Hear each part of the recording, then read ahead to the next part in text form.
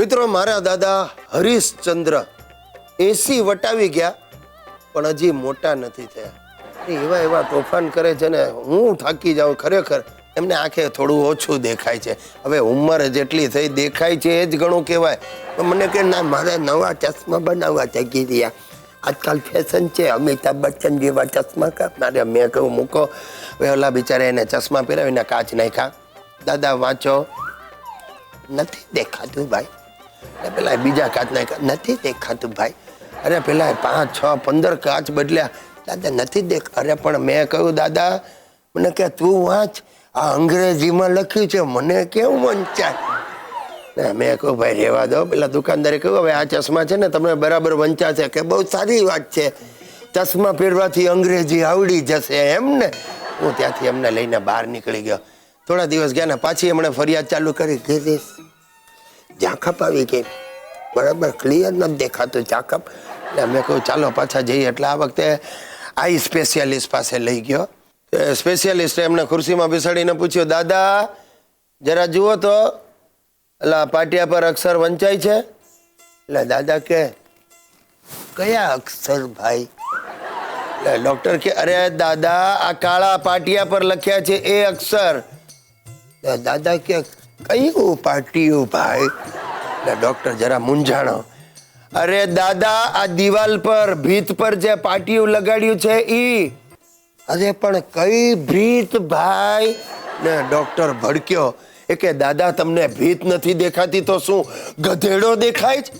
એટલે દાદા કે હા, તું મને આછો આછો દેખાય છે। ને ડોક્ટર કે ભાઈ આ કેસ ગયેલો છે, આને અહીંયાથી લઈ જાઓ। દાદા કે અરે તું ગયેલો કેસ છે, હું નહીં। હરામખોર આંખમાં ટીપા મૂકીને કે છે આંખો બંધ કરો, તો બંધ આંખે માણસને દેખાય શું ફટાકડાની લૂમ? ગિરીશ, આ મને જરાય ગમતું નથી। અરે શું માંડ્યું છે તે આ? તું તારા કાર્યક્રમમાં દર વખતે મને વગોવે છે, પણ આજે તને મારી મિત્રતાનો પરચો થઈ જશે। એટલે નવા કૌભાંડમાં મને સંડોવ અત્યારે? અરે જીગર, તારું સન્માન કરાવવું છે। તને પશુ મિત્ર તરીકેનો એવોર્ડ અપાવવો છે। એટલે તારા મિત્ર તરીકેનો? જો યાર, તું આમ ટોન્ટ નહીં માર। જો મારી વાત સાંભળ, ઘાસચારા માટે પાંજરાપોળમાં 1001 નું ડોનેશન આપી દે, તને એવોર્ડ મળશે। ગરીબ ગાયો સાથે તારા ફોટા પડશે। ભાઈ હું પોતે જ ગરીબ ગાય જેવો થઈ ગયો છું, અને મને ખાતરી છે તું આ ઘાસચારાના નામે પણ કોઈકને ટોપી પહેરાવીશ।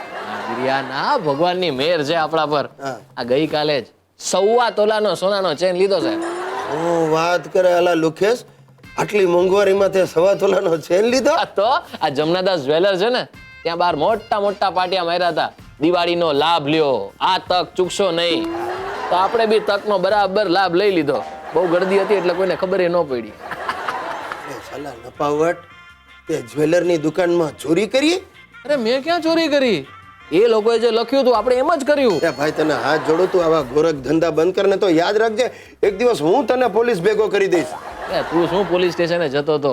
હું પોતે પોલીસ સ્ટેશને જઈ આવ્યો ને મેં કીધું સાહેબ, આ સામેની દુકાનેથી આપણે 1.25 તોલાની ચેન લીધી છે। તો મને કે ઓ ભાઈ, આ બધી બડાશ છે ને તમારા બૈરી છોકરા સામે મારો, પોલીસને શું?